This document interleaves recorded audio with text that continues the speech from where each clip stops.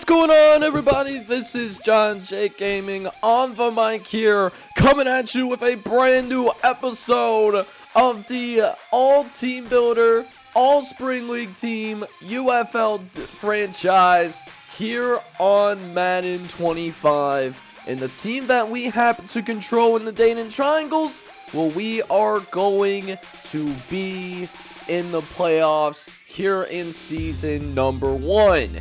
While we finished our year with a losing record, we have been hot, and I mean red hot. I remember a point when we were 3-7 at one point in the year, but then we find a way to rattle off wins in 5 of our last 7 games. And we also had a little bit of luck on our side as well. You know, some teams that collapse, and that's why we find ourselves here in the playoffs, taking on our bitter rivals. Now, the Pittsburgh Maulers did end up winning our division. This is a team that's in the same division as us, and they had a good season, man. 11-6 is their record. They won our division, but there's 2 things I think are certainly going our way. First and foremost, we do have a slightly better team on paper. We're an 82 overall, whereas Pittsburgh is an 80 overall squad, and we were able to split with Pittsburgh.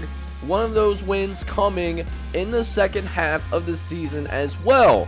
As you go ahead and take a look at what Pittsburgh's been doing, it's going to be a battle of a more complete team against one of the more explosive offenses in the UFL, as we do carry the best passing offense in the UFL, while we do also simultaneously have the worst defense in the league. We have been giving up over 30 points a game. So the fact that we are here is a minor miracle with that defense. But you know what? We just found ways to win.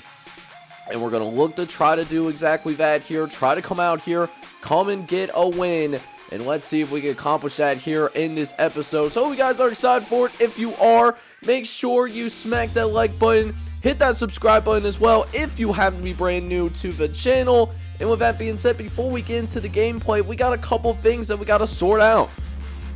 But in the midst of playoff preparation, we get some disturbing news of Paul Lashley creating a little bit of drama in the locker room, as we touch base on the number of touches that he's had, and he felt like he still didn't get enough.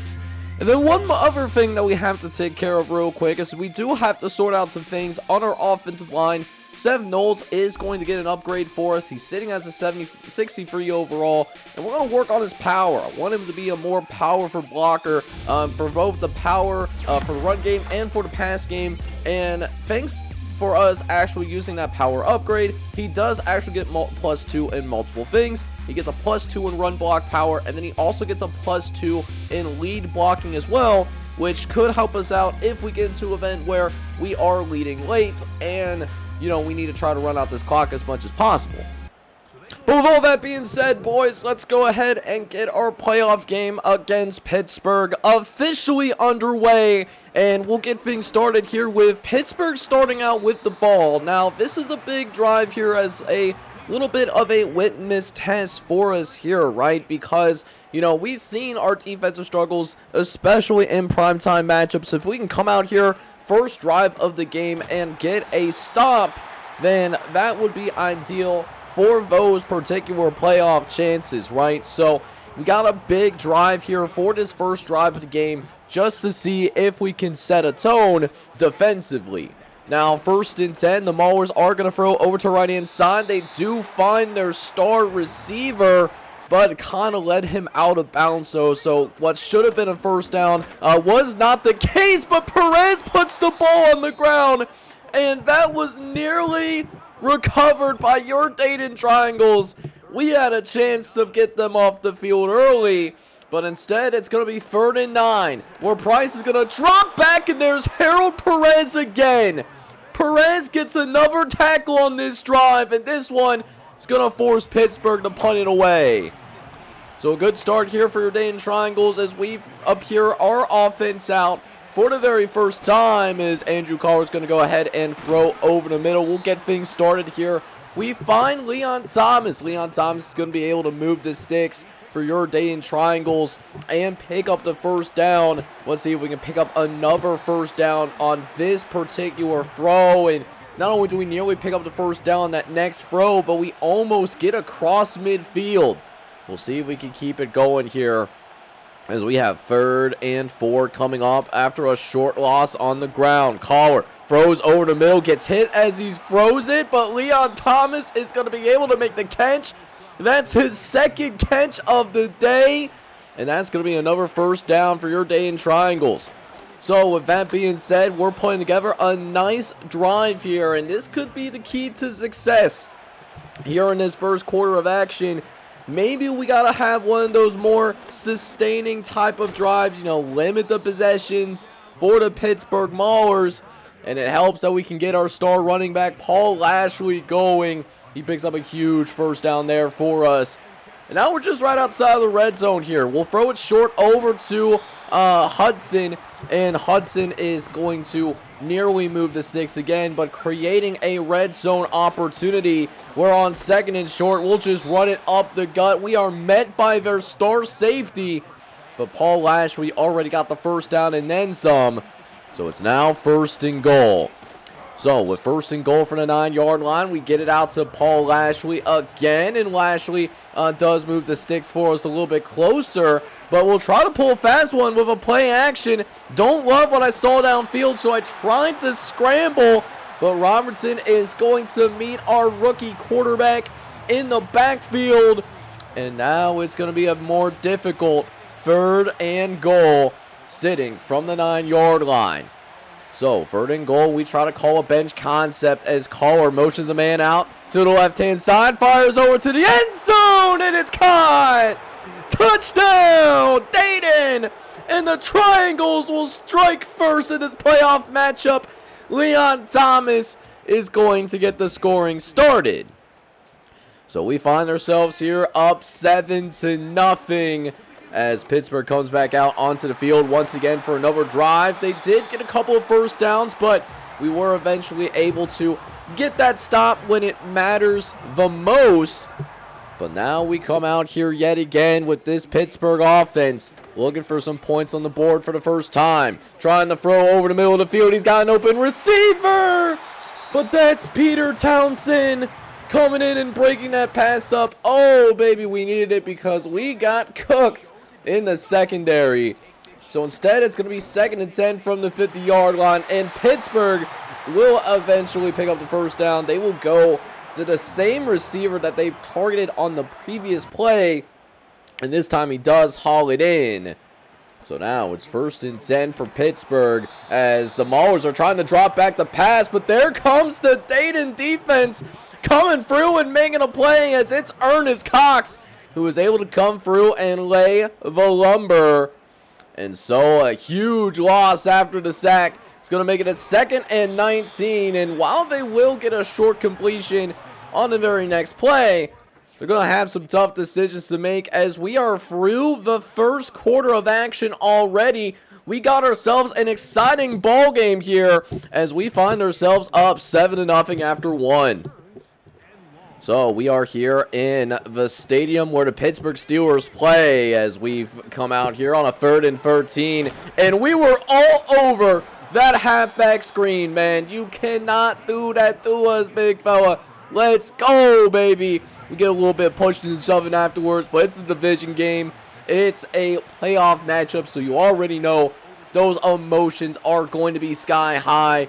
We will see Pittsburgh go ahead and punt the ball back over in our direction again. And so now we have a golden opportunity to come out and let's see if we can move the sticks here. So let's see if we can build upon this lead. So Collar is in the shotgun in a 5-wide set and throws it to a contested DJ Porter. But DJ Porter is going to be able to come down with the catch. Good for the first down. As now, a couple of plays later, Collar staring around at the defense, looking at what he wants to see. He wants to go downfield. He had a guy, but he doesn't put enough air under it. Oh, man, he was wide but naked open, at least by professional standards. But instead, it's going to be 3rd and 9. Collar getting ready to go work once again out in the 5-wide set. He's got plenty of time, but doesn't love what he saw downfield. Dumps it off to Paul Lashley, and Paul Lashley is not going to be remotely close to that first down marker. And so that means we will have to punt it away. So a golden opportunity for us to expand upon the lead, and we just couldn't do it. So now Pittsburgh comes back out onto the field yet again. We've seen Pittsburgh struggle through this first half, had a hard time finding a consistent rhythm, but they might find something with their tailback. Their tailback able to get loose with it down at about the midfield marker. That's Dickens, one of the backup running backs for Pittsburgh, that gets the opportunity, and he certainly makes the most of it. So now Pittsburgh, getting them Texas Roadhouse biscuits out, and they are certainly putting together a little bit of a drive right now. Can our defense toughen up as they go play action on the very next play? But our defensive line is able to get home with a little bit of help from Ernest Cox, who's going to have, I think, his second sack of the game. Ernest Cox is having a huge performance so far. And it leads to 3rd and 12 as we try to get him off the field once more. Got time over the middle, but it's going to be broken up. That's Paul Bass there on the coverage. And again, Pittsburgh is going to have to punt this ball away. And it's right back into the hands of your Dane Triangles. So here we are with a 7-0 lead and 5 minutes left to play in the first half. It's been really a magical first half that we have been able to witness, at least from a defensive standpoint. Let's see if our offense can come out here and really open things up here a little bit, as we have a chance to really take that 2-possession lead. The defense is playing phenomenal, as now Paul Lash is going to run down the middle, and look at this, just a parting of the Red Sea. And Paul Lashley, he's certainly on one right now. This is kind of what he's been hoping for, this kind of opportunity with this kind of workload. And oh my goodness, he's making the most of it. But on 3rd and 12, we're forced to throw, and we will find DJ Porter for the completion. It's not enough for the first down, though. So a big decision for our offense. And you know what? We're one of the best offenses in the league.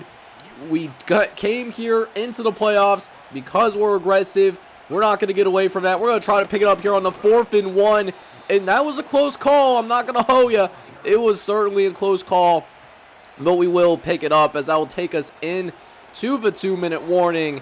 And now in this 2-minute warning, how about that spin by Paul Lashley? Good word. That was an incredible move. But on 2nd and 1, though, Collar's going to drop back to pass and not going to move away from the flats, as that should have been thrown to the flat, but it was a bad decision by a rookie quarterback. And Dominique Fitzpatrick is going to make us pay for it. Pittsburgh is going to be able to secure an extra possession because of it. And now Pittsburgh has a chance to respond, but we force a turnover of our own. It's a user interception. Denario Allen is going to provide Dayton with amazing field position. And that was a solid return by that free safety as well, man. Let's go, baby. So with that being said, we start this next drive out in the red zone. We cannot turn this ball over again. We got to cook here. Galler's going to throw to the right-hand side. And oh my goodness, was that caught? I thought he had the feet down, but at first the refs disagreed. But then look what happens when we try to call our next play. We have a booth review, which is called up and can happen from the 2-minute mark. And at first glance, I think Goldsberry got it. He might have been able to drag that second foot, and he did. So this should be reversed without too many issues here. And sure enough, we will take a 14-0 lead. So a big-time turnover by Denario Allen, as now we get to see if we can force another turnover before we go into that halftime locker room. Now, with that being said, this Pittsburgh offense is certainly no joke, so we can't take it for granted. Trying to throw over the middle of the field, that's broken up. And that is some incredible coverage on one of the better receivers in our division. And we're able to force a 3rd and short. Or I imagine they'll still try to pass it on 3rd and 1. And sure enough, not only do they held the first down, but they get the outside leverage as well. Denorio Allen, who had the interception on the previous possession, he's able to bring Newman down out of bounds, but a huge gain for Pittsburgh. And now the Maulers are trying to claw together a drive before we get into the end of this first half. And they could certainly do it. 45 seconds and a timeout remaining. Plenty of time here, as even at the professional level, when even if you just get a first down, you cannot stop the clock unless you get out of bounds. And so with that being said, now 42 seconds left in the first half. Price is going to drop back. Jimenez gets some pressure, but is able to find his guy on the mesh concept and is able to drive a little bit closer. Clock is ticking, though, with less than 30 seconds left, and we couldn't locate the ball. He was in decent positioning to make a play, but unfortunately, just wasn't enough. And that's going to take us into the end of the first half, so Pittsburgh is able to cut into this lead before we go into the second half. And then here's what the other matchups entail after ours get finished up. But with that being said, welcome to Heinz Field once again as we come out here with the ball to start this second half. So we just got to come out here. We got to make something shake, because defense is playing amazing right now. But offensively, I feel we could be just a hair better. I think we certainly were not perfect in the first half, but this is what we specialize in. Exciting offensive football, and there's just a beautiful route concept for Grayson Heidick, able to easily get him open against the man coverage, and it will move the chains for the first down. A couple of plays later, as Collar's going to move another man in motion, looks over the middle. He's got a couple of blocks, and Leon Thomas is able to get across the 25-yard line. He is feeling some type of way about himself right now because he's been on some certified baller shit. But can we see if we can finish this drive off, though? A couple of plays later, Collar looks over to the left-hand side. He's got a wide butt naked open. Paul Lashley, and he nearly makes a man miss into the open field, but Davis Garrard is able to get a shoestring tackle instead. So now it's going to be 3rd and 6 as Collar drops back. Doesn't love what he sees. He's going to step up in the pocket. Collar's got some wheels on him. He's certainly unhitched the wagon there, and that's a 1st and goal opportunity now for the Dayton Triangles. But can we finish this drive, though? We got to a couple plays later and really haven't done much from a progression standpoint. So now, 3rd and goal from the 7. Collar gonna drop back and hike this ball. Gonna throw over the middle. And DJ Porter finds the end zone. Touchdown, Dayton! And the Triangles are going to score yet again. They score another one on the board, chat. And that means that we have a 2-possession lead against the Pittsburgh Maulers.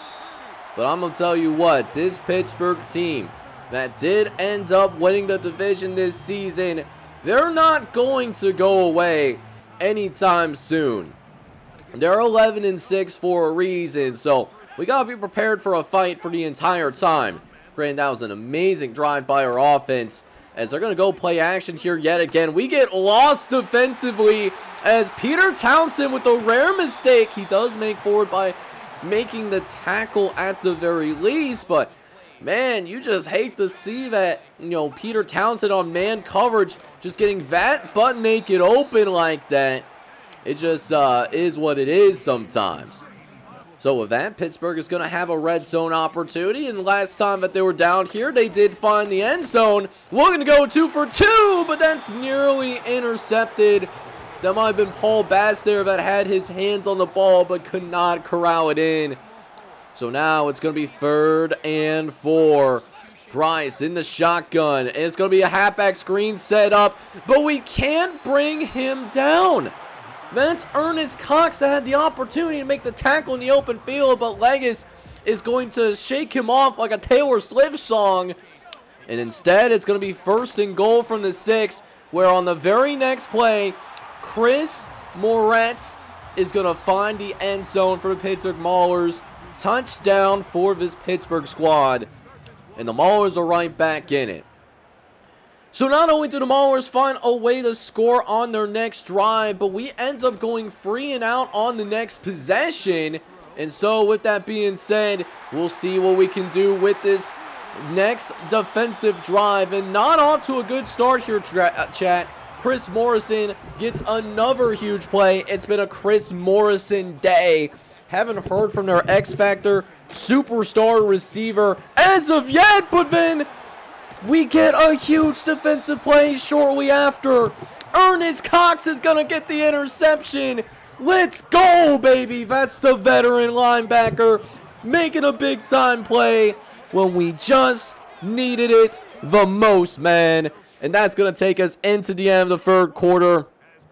And we have a very exciting third quarter up deck. It's been a battle this whole time. And now, with that being said, let's go ahead and check out what we got in terms of what we got going for the fourth quarter of action. We get off to a hot start here. Oh my goodness, Spears is going to have a great kick return. And it's going to set us up inside the 35-yard line. As this could drive right here could help put away the Pittsburgh Maulers. But we got to lock in. 1st and 10. Collar looks over to the left-hand side. He's got a receiver. What a catch by Goldsberry. He has stepped up for his team today with the injury to Chris Saxon. We have been missing our top receiver today due to that injury. And Goldsberry has really stepped up in his place. And now the rest of the team is absolutely fired up right now. And this Pittsburgh defense, this is not a bad running defense at all. In fact, it's the top 10 defense in the entire league. But Paul Lashley is taking him to town, though. Touchdown, Dayton, scoring on the halfback toss over to the right-hand side. And that is going to create some distance between us and the Pittsburgh Maulers. And if we can put together one more stop, that could be enough to put it away, put this game on ice. So Pittsburgh, if you're falling for the Maulers right now, you absolutely need them to score right now. As they're going to go with a play action over the middle. They got their star receiver involved. They have not really been able to target him too terribly much today, but a different story there. So now it's going to be 1st and 10 inside the 40-yard line. Looking over to the left-hand side on the bench concept. And it looks like their receiver, Austin, is going to come down with it. And it does move the chains yet again for Pittsburgh. As now the Maulers are steadily moving this ball down the field. But it's very clear that the clock is certainly not on their side right now. So we have 2nd and 5 coming up as Pittsburgh's going to drop back the pass. Looks over the middle. He's got a receiver. And that receiver is going to find the end zone. Touchdown, Pittsburgh. And the Maulers are right back in it yet again as Chris Morrison is trying to will his Pittsburgh team to the divisional round of the UFL playoffs. But Collar might have something to say about trying to shut the door on this Pittsburgh squad once and for all. Can they do it here? 1st and 10 coming up as Collar's going to run up the middle. He's got a guy, and that guy is Paul Lashley, taking the carry and gets yet another 1st down. He's been absolutely electric in this particular matchup for sure. As we got 3rd and 11 coming up, have a chance to finally shut the door. Let's see what our quarterback has as a man gets moved into motion. Looking over the middle of the field. Is going to get it out to Grayson Heidick.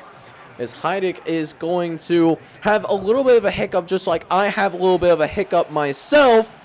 But we're going to go for it here on 4th down. We have a chance to close this game out once and for all, and I definitely want to take it here. Let's see what our guy has. Collar drops back. He looks over right-hand side. It's caught. Paul Lashley down the sideline. Almost finds the end zone, but it's going to be marked down at the 1-yard line. Yeah, he almost took that joint into the end zone. But hey, man, it's all good in the hood because on 1st and goal, we're going to find our receiver for the touchdown. Let's go, baby. That's a score for Anthony Alexander. a name that we've hardly have said all year long, but Anthony Alexander is stepping up when it matters to most. And now, here we go.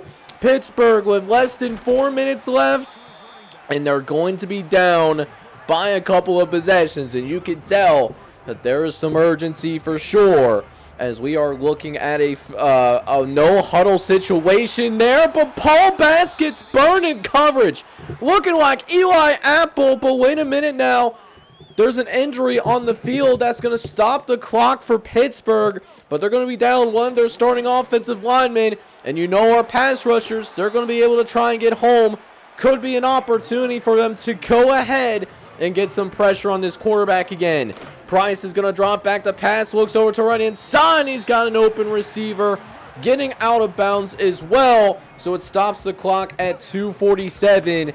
But then a couple of plays later, Price throws over the middle. That's going to be completed, and it actually takes us into the 2-minute warning as well. But third and short, though, trying to throw over to the right inside. That is caught for a touchdown. So Pittsburgh does make it a 7-point game, as Jose Newman is going to find the end zone for the Pittsburgh Maulers. But can they do enough defensively to get our guys off the field? And the answer is actually yes, they can. So we end up going 3 and out on our next possession, and Pittsburgh still has a timeout that they can use too. Just, being maybe a little bit too aggressive, getting down the field. So it is what it is. We do get Pittsburgh to a 4th and 5. A chance to finish this game off once and for all. Bryce is going to look over the middle. He's got him. It's caught. First down for the Pittsburgh Maulers. And now there's some life in this stadium all of a sudden. 1 minute left to play. Firing over the middle. And it's going to be a decent gain on the play. A gain of 8 there. As now dropping back over to the right hand side. And it's going to be 1st and 10. As now Pittsburgh drops back, looks over to the left hand side. And it's going to be a goal line situation now for the Pittsburgh Maulers. A chance to tie the game, and they do! Pittsburgh is going to score yet again. And that means Kenny Barker is going to force us to go into overtime. And it has been an electric game that we have been witnessing right before our eyes. Defense was playing really good until that final quarter. We kind of fell apart there in that 4th quarter defensively. And that could be a difference in a playoff game like this, where every snap, every single snap matters, especially when you find yourself on the road in a playoff game. And yet here we are. We are going to have a chance here to have the ball in our hands. So with that being said, Pittsburgh is going to kick it away here, as we're going to go ahead and get overtime started. And it starts with a great kick return for Spears there, who's going to be able to carry us across the 40-yard line. A chance for us to move forward and win this game once and for all. So here we go. 1st and 10, starting this drive out from the 41-yard line. Going to hand it off to Paul Lashley, who falls the blocks of field. And right away, we are going to get into Pittsburgh territory. Didn't take us very long to do that at all. As now, 1st and 10 from the 46-yard line. Collar drops back and looks over to run inside. And Goldsberry is going to make a nice little catch there. Keep us at least on schedule. We're a couple plays later where we have a manageable 3rd down. Collar looks to the left-hand side and goes to Goldsberry, who stays in bounds, spins away from a defender, and gets across the 10-yard line, bro. Let's go, baby. That's Goldsberry putting in that work. And now we got 1st and goal. Collar throwing to the right-hand side, and Leon Thomas, I thought he was going to sneak in there, but he only makes it to the 1-yard line. Was extremely close, but close only counts in horseshoes, hand grenades, and nuclear missiles. So now it's 3rd and goal. Collar looking to throw over the middle, and he does make it the catch, but they don't give us the touchdown though. I thought Grayson Eidig had it, but I was misspoken. And you know what? It's like a half yard that we need. I'm not trusting my defense here. We're going to go for it. And unfortunately, I had to bounce it. And Paul Lashley had nowhere to go. Well, hey, like I said, luckily for us, Pittsburgh had to punt the ball away on a 3-and-out because they were starting inside their 5-yard line. So not much that Pittsburgh can do. They're just hanging on for dear life at this point. So a couple more first downs for us will probably put us out into field goal range. As we got 3rd and 2 coming up, Collar's going to look over the middle and quickly finds DJ Porter for the first down, as that's going to move the sticks for your day in triangles. Meanwhile, a couple of plays later, Collar's going to drop back and hand it off to Paul Lashley, who does pick up that first down for us. And he's been averaging 5 yards a carry in this game. He certainly is not messing around at all. So we probably are in field goal range, to be honest with you. But this throw right here is going to cement it. Hudson is going to make a huge grab within the final 3 minutes of overtime. And we're not going to wait any longer. We're going to trot our kicker out, Stephen Foster, to send us out to the divisional round. And it's good! It's good! Dayton is going to win the ball game. So what an absolutely exciting game that we had to witness, as this was a game for the ages. This is exactly a playoff game that is going to go into like NFL films or like in a 30 for 30 documentary. This game was a movie, and this was one of the funnest games I've played on this channel. It was a thriller from start to finish, and I'm glad that we were able to come out on top for this one. And I'll say this as well about our starting quarterback. Andrew Collar does not look like a rookie anymore. He is him. 31 for 42, 3 touchdowns. Did throw an interception, but he threw for nearly 400 yards in this game, and he's certainly not to be messed with either. As for Paul Lashley, we put the ball in his hands a lot more than usual, and man, did this guy absolutely deliver. 5 yards a carry for 30 carries in this game. He also managed to find a way to get into the end zone as well. But we had some unsung heroes stick up for us here. And one of them is certainly on the offensive side of the ball, Quan Goldsberry. He's someone that really hasn't had a ton of targets all season long. But with the injury to Chris Saxon, Quan Goldsberry stepped in, got the start, and man, did he absolutely deliver. 7 catches for 122 yards. He leads all of our receivers today, but we had some usual suspects find the end zone today. Leon Thomas found the end zone. DJ Porter was able to find the end zone. And then Anthony Alexander, one of our backup tight ends, he was also able to find the end zone too. So absolutely love to see it. The offense was rolling. Now defensively, I'll say this. You know, we did enough. We did enough to win the game. 35 for professional defense. Gotta be a little bit better, but Jonathan Hicks and Dorian Kirksey, who did end up with 8 tackles apiece. Dorian Kirksey stepping in as well for the injured Dylan Wright. Peter Townsend and Denario Allen each had 5 tackles apiece. Now, what certainly also helped us out defensively was that we were able to get pressure on this quarterback and pressure consistently. Ernest Cox and Tim Avant both had a sack and a hack, and then Harold Perez was also able to get a sack as well.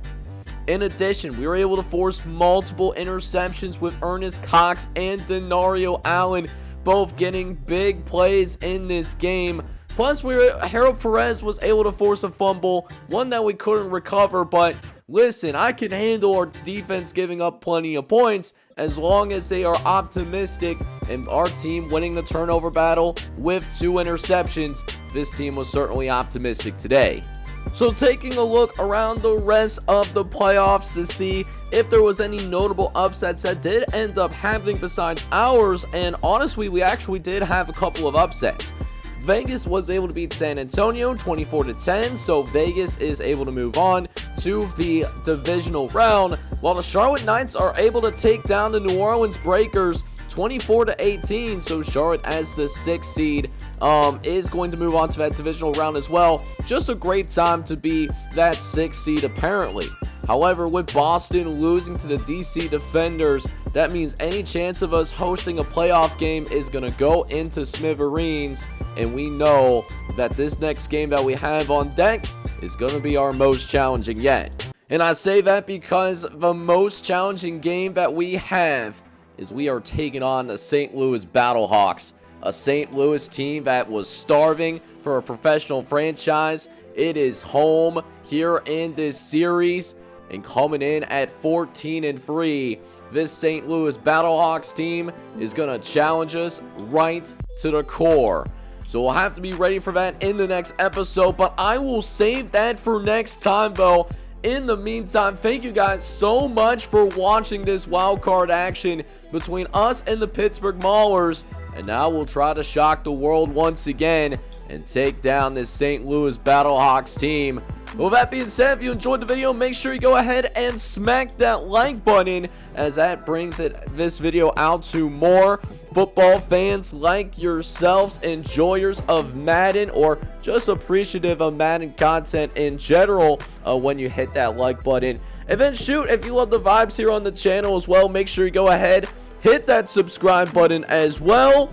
And with that being said, guys, I'll catch you guys in the next episode when we go on the road to take on the St. Louis Battlehawks, who have the best record in the entire league.